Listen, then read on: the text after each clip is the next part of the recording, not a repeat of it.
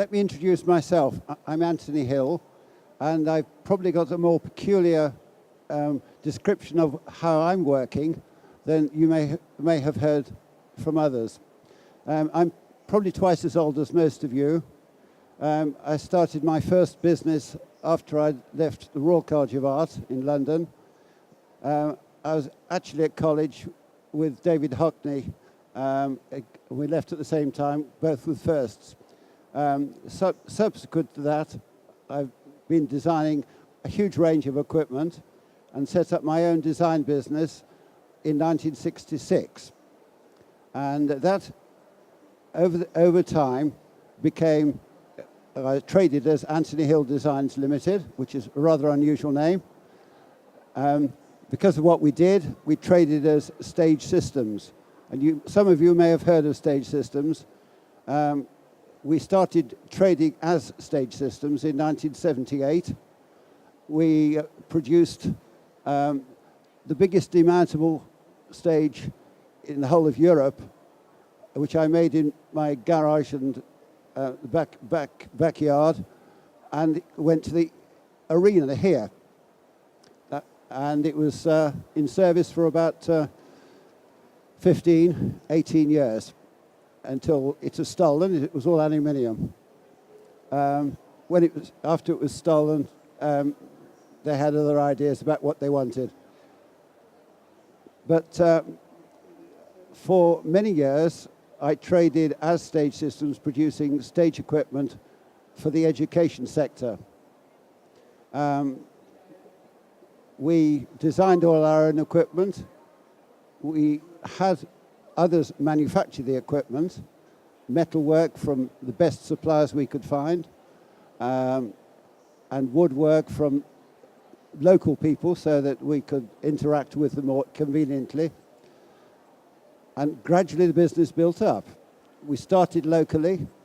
We found that if you choose an area, it's much better to get a number of customers in that area so that they can then tell their friends and their neighbours, and the word gets around. And strangely, we had one village, Staines, which bought the first 4 or 5 sets of stage equipment. And I think almost every school in Staines had our equipment fairly soon thereafter. But if you build a reputation and it gets around, it's much easier to start from one base and then you find there's somewhere else.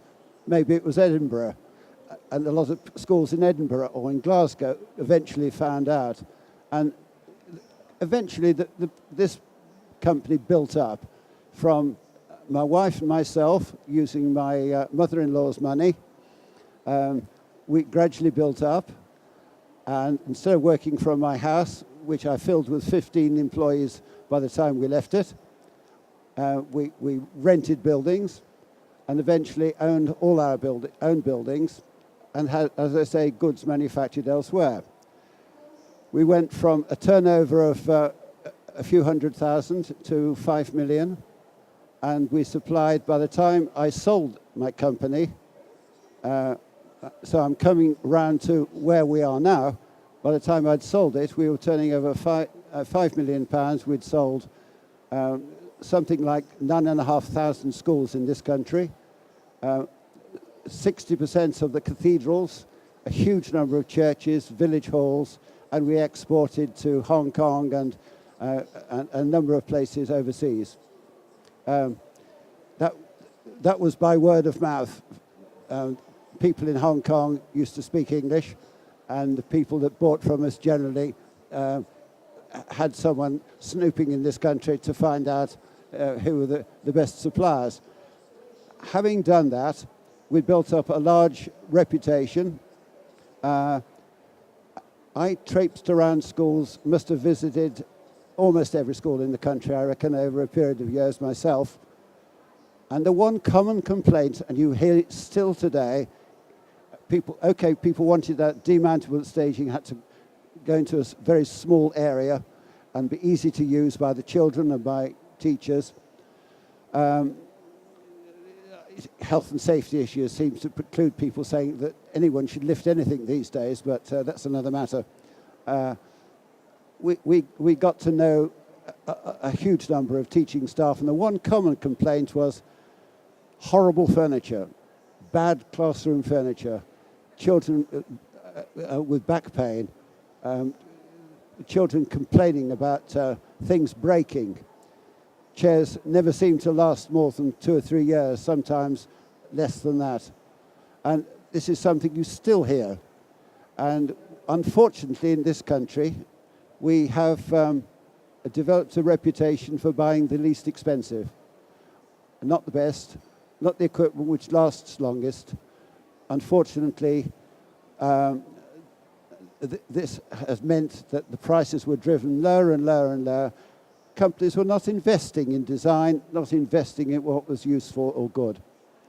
And so we went and invested in a range of desk and chair and stools at Stage Systems. We called it Q-Learn.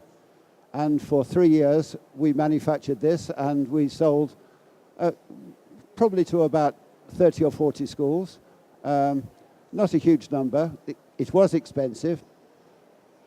I then had an offer from another company, a big Scottish PLC, and eventually, because my wife wanted to see our children and grandchildren who live in different parts of the world, we sold the business. And there is always a period of time when you're not allowed to start anything else that competes. As soon as I could, I had made friends with the Danish people who used to be some of the most understanding of the importance of posture and the problems that children have and adults have with back pain. There are not very many people who sit at desks all day who don't have problems with backache. There is a charity you probably all heard of called Back Care. We worked with them, and with the trustees of Back Care, worked with a Danish postural ergonomist, a man named Christian Mandal, and with Professor Nigel Corlett, who both of those gentlemen, now in their mid-80s, who inspired a world of people from other countries, and some in this country, to understand the importance of back care. And so I developed a range of product, and the reasons why it's become so important today, and the reasons why people overseas have heard about what we're doing, is because a huge number of people have back pain. It is caused by sitting in the wrong shape of chair, sitting too low down, and getting backache and neck ache. Now, I'm sitting on one of our, has to be a gas lift chair. We make them as 3 fixed heights instead of being adjustable as well, and a range of other saddle stools and desks. But if I sit at the normal sort of height like this, what I call the 90-90 posture, my hips rotate 60 degrees, and the other bending takes place with the lower 3 vertebrae. The front of the disc is being squeezed. So it's important for this to de-stress for people who sit at long periods of time at a desk, the wrong sort of desk and the wrong sort of chair, to get up and move about. If you don't do that, eventually back pain is something which all office workers know about. At the worst situation, the front of the discs can prolapse. That means that squash out. And the only way of recovering a prolapsed disc is a rather hideous form of operation. I won't explain it, it's too disgusting to explain. So this is true of adults working in the in industry. 60% of absenteeism is the consequence of back pain. okay, that's adults. It does start with children in the classroom. And there is a very rapidly growing problem with back pain in small children. Even from the age of 5 years old, they eat too much, they don't exercise sufficiently, and they sit badly, and when they go home, they watch television in slump posture, and they get backache. A lot of it is caused also by bad chairs at school, where if the chair is too high for the children, because they supply the right ones, the underside of the thigh prevents blood being pumped back to the brain. If you're sitting too low, your stomach is made smaller, and so your digestion doesn't work so well, and you can't breathe so deeply because your lungs won't expand to where they were. Sit up higher, then in what we describe as a horse riding posture, like this, then there is no squeezing of the vertebra. Your head is balanced in an upright position, and so if the desk is the right height, which is about there, then there's no neck ache either. And this is it's not a cure-all, because people get back pain for all sorts of other reasons, like sitting on rocks when they're young, or falling downstairs, or all sorts of other things, but certainly exacerbated by bad posture. Now, we have a website, and we call ourselves Aalborg as a company, because although everything we designed and made in England, it has been designed and made at the start with Danish inspiration. And so I've been working with the Danish companies, and particularly with Creston Mandal, and have developed a range with inspiration that's come from these sources. People read about things. We've been, ever since I sold my original company, we've been advertising. The advertisements have gone worldwide. We've produced leaflets explaining why posture is so crucial, and people do get to hear eventually. It means knocking on doors for many, many years, but eventually it is happening. The first big customer we developed was a chap who used to be export director of Siebel Furniture in Australia. He left when that company was under change of management, formed his own company, and started buying our staging and our furniture. And a lot of it, until quite recently when the exchange rate has been out of favour with them. This was a consequence of having known people we'd been working with and been friendly with over a long period of years. And that's one way, I suppose, of getting an agency to work with you. Out of the blue, we made contact with an agent in northwest Canada, and a company called Mighty Built, who mostly sold their furniture to the Inuit, and who are the Aboriginals of northwest Canada. Lovely people, very friendly and everything else, but very clumsy apparently, and they used to break their furniture within months or weeks. And at an education show, out of the blue, this chap came by, born in Liverpool, bought this company in northwest Canada, and his family, and he run it now.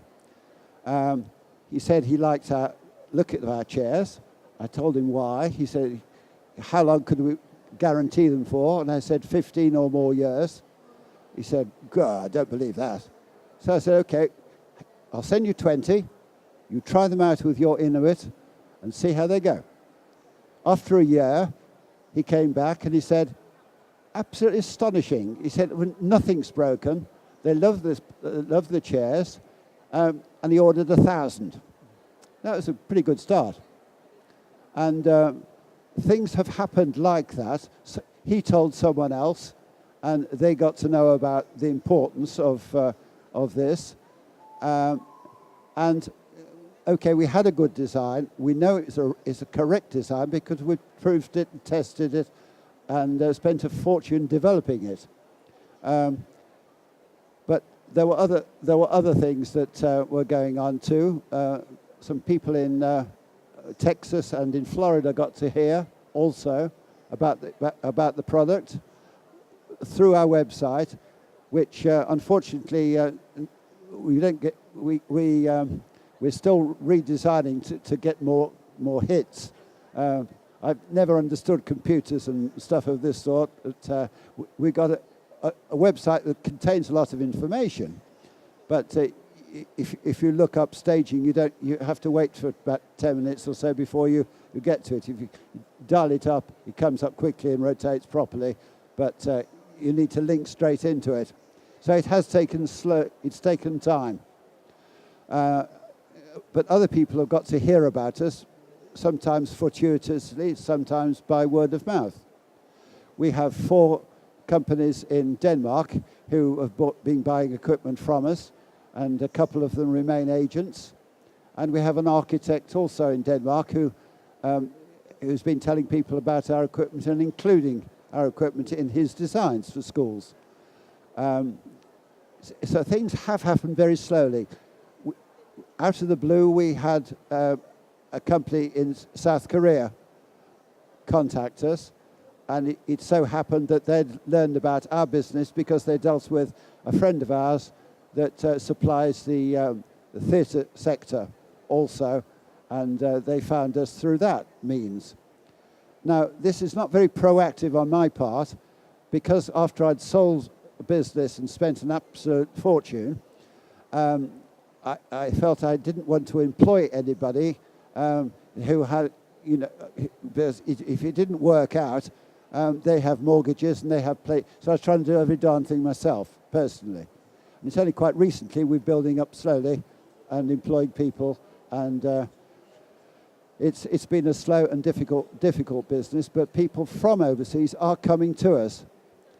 And if you want to find out more about our equipment and the way we work, then the website is better than our leaflets. It's up to date, and it's telling you more about what we're doing, why it's important, and why it's critically important now, especially in this country, where people are beginning to be able to spend their own money on what they believe is right. And head teachers are able to say nowadays, for perhaps the first time, come and look at our school. We believe we've got something that will appeal to you and help your children. And we've been saying for a very long time that if you want to improve your not get backache, not get back pain, and not have the sorts of expense and the pain that does happen, even with young children, then the important thing is to have the right equipment, desks that will adjust or tilt, and this message has been going through over a long period of time. People are beginning to understand. Some schools will buy 1 classroom, some schools will buy half a dozen of something. And then they find out it works. And once they've found out, they buy more. It does take a while. I think selling in this country is more difficult than selling to Australia or Canada, quite honestly. There are ergonomists that do seem to understand what life should be about in other countries, and there's a lot of literature and a lot of hard work has gone on in 40, 50 countries that we don't seem to understand or want to understand in this country. But it's a slow business, and I think it is working. We've got a Secretary of State for Education now who does understand and has been very concerned. I met her recently. She happens to be our local MP, which is very useful, but does understand that there is a big problem in schools, a big problem with pain. And when children are in pain, they're shuffling around, they're not listening, they're not learning. And so you develop the argument and say that by making your sitting properly, sitting on your issue, which horse riders call bum bones, and sitting on the right shape of seat, then your learning can improve by nature of how you sit. Bottom to top, really. Oxygen to the brain. So I've talked about how we've developed agencies or had people come to us who become agents. Not quite the same thing, I think, as many large companies do. Go out into the field and talk to them. That takes time. It takes huge lots of money, and time and money in my mid-70s is not what I have in front of me. I want to make a contribution, if you like. That's why we started all this, because we'd made a lot of money. We wanted to make a contribution and put something back into education. So that's where this all began, and it is moving forwards now. We are looking for more agents. People are coming forward. After a year or two using our equipment, people are saying, we'd like more. And that's good news. And if they order in their thousands, it's even better news.